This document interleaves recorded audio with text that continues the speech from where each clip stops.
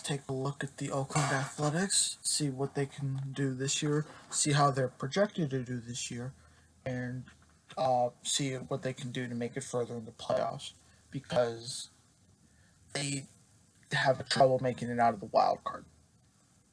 But how they do last year? Last year, the Oakland A's finished 96, 97, and 65. They finished second in the AL West behind the Houston Astros. They were the number one wild card team. So they played the Oakland or not the A's played the Rays at home in the wild card game. They lost. I don't remember the score, but they lost to the Rays, which it's not good.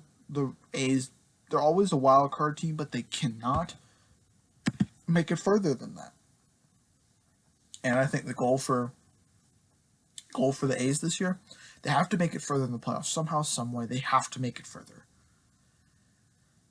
Free agency, they really didn't do a lot. They made a trade with the Chicago Cubs to acquire Tony Kemp, which is really just more of a depth move. A nice lefty contact bat that has a little bit of speed on the bench. That's nice for the A's to have. And they also re-signed a Jake Dykman, who I think is going to be pretty good this year. I mean, nice, dominant lefty on the mound. Nasty stuff. Nasty movement on his off-speed. And I think he's probably going to fill in for a guy they lost, and that was Blake Treinen. Treinen had a down year last year compared to his 2018 year. Just nothing went right, and they plugged because Treinen was the closer in 18. He was the starting closer in 19, but they outed him as closer and put Liam Hendricks in, and Hendricks was really good in the closing job.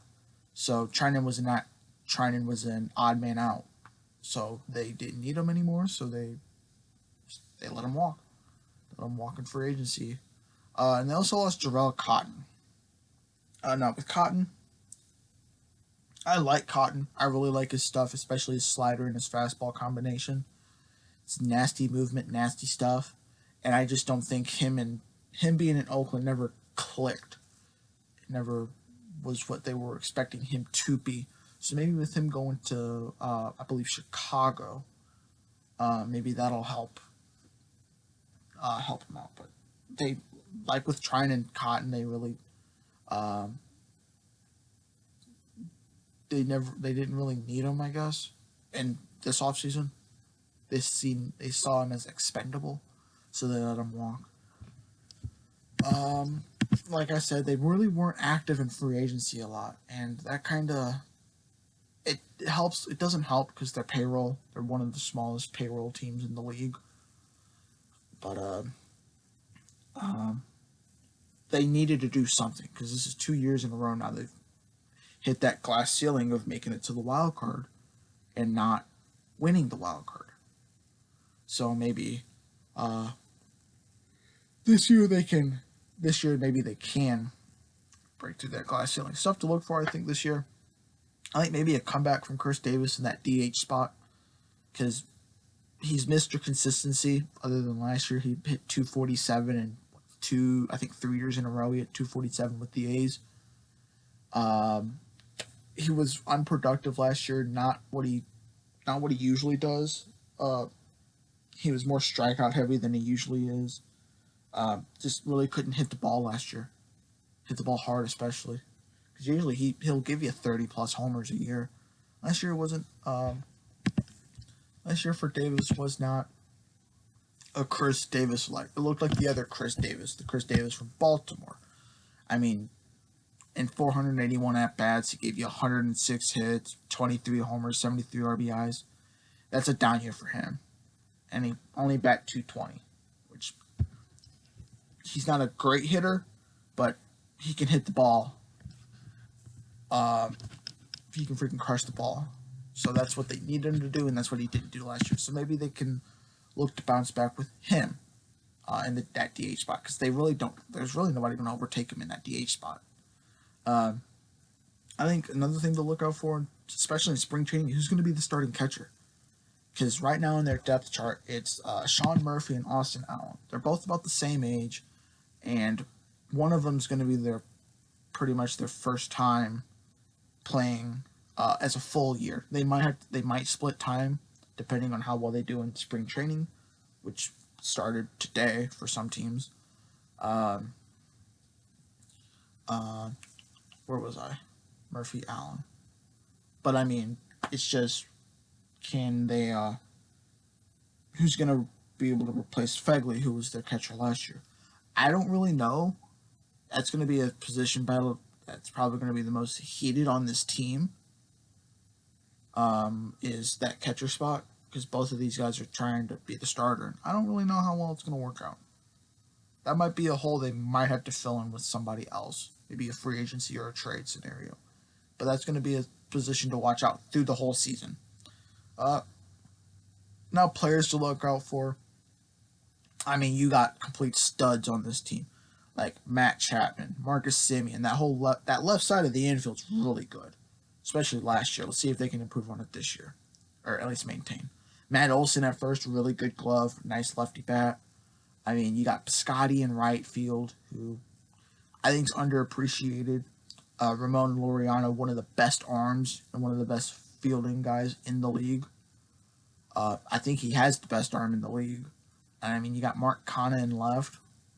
So I mean, this is a good team that's really young and not getting paid a lot. And they're trying to Oakland's goal for this year has to be make it to the playoffs and make it further.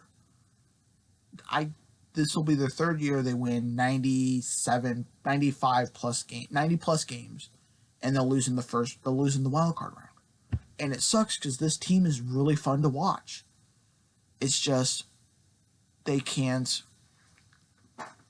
It never happens in the playoffs.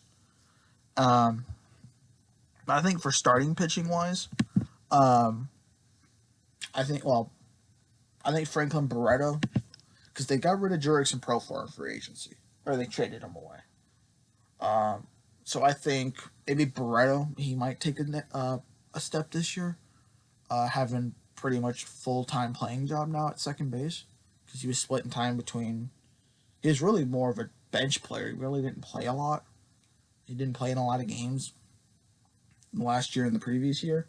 So maybe this year he can show that getting rid of Profar, who had a horrible year last year with the A's, was the right decision going with him instead of Profar. Rotation-wise, I mean, Sean Manaea is going to be good this year. I think two guys that are going to be iffy are Frankie Montas and Luzardo. Jesus Luzardo. Montas, he went 9-2 last year before he got popped for an 80-game suspension without pay for using a banned substance. So, in those at least 11 games where he got a win or a loss, he was really good. He got the run support that they needed, and he has nasty stuff, and he throws really hard. And I mean, is Montas going to have a full year this year? Can he not get in trouble for anything this year? Because if he can, they got a really good number 2 guy in that rotation. And Luzardo being the third guy, at least according to the depth chart, Montas is 2, Luzardo's 3. Luzardo showed really nice stuff late in the season, going into the playoffs, especially in that wild card game. A nice lefty pitcher that has a lot of movement on his pitches, and nice command. That was the word I was looking for. And I think he's going to be a nice complementary piece to the first 2 guys. He might even be the number 2 by the end of the season, depending on how Montas does. And I mean, you got Mike Fiers, who, we're not talking about everything that's gone on in the offseason. Fiers is a decent pitcher. He can eat up innings. He's an inning eater, really. I mean, hell, he threw a no-hitter against the Reds, I believe, last year. So, I mean, he's a good pitcher. It's just, it's really, with Fiers, it's hit and miss a lot with him. Sometimes you can get games like the no-hitter, where he goes 7 innings, 1-run ball, shutout ball, and then you got other outings where he goes 3 innings, gives up 5 runs. with not Myers. Fires is just hit and pitch, and the number 5 guy is Puke. I think that's how you say his name, Puke or Puck. Nice guy coming up, just riding out the rotation. I think he'll be okay. I mean, another lefty coming off. Last year in 10 games, he went 2-0 with a 3.18 ERA. Not bad. Just a small sample size though. I think more of a bullpen arm really. But we'll see how he does in the throughout the season if he's going to be that number 5 starter. Because if he is, I think that rotation is going to be pretty good. Maybe even I think it's underrated. But most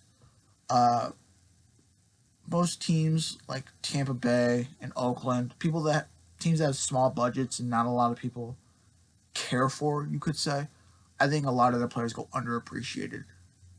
And I think this team is underappreciated. My guess for Oakland's going to be they're going to be fighting for first against the Astros in that division. I think either one of those teams could win the division. I think if I had to guess, I don't know. I think if I had to guess, I think Houston will get number 1, Oakland will be number 2, but Oakland will have to go through for the 3rd year in a row that wild card spot, and I think they'll have home field for the 2nd year in a row, have home field advantage in that wild card game, and that's about the best I could guess because after that, I don't really know how well that team's going to do in the playoffs. Because if you're going off history, they're going to lose that wild card spot. But I think at some point they got to break through that glass ceiling, and I think this is the year. So that's the end of the video. If you guys liked it, press the like button, subscribe down below. That would be greatly appreciated. Comment down below what you guys think about the A's. Who am I missing? Am I missing somebody important? Where do you guys think they'll place? Do you think they'll overtake the Astros in the division? Do you think they'll fall off a cliff? Just let me know what you guys think about them. Share this video with all your friends and buddies, and I will see you guys in the next video.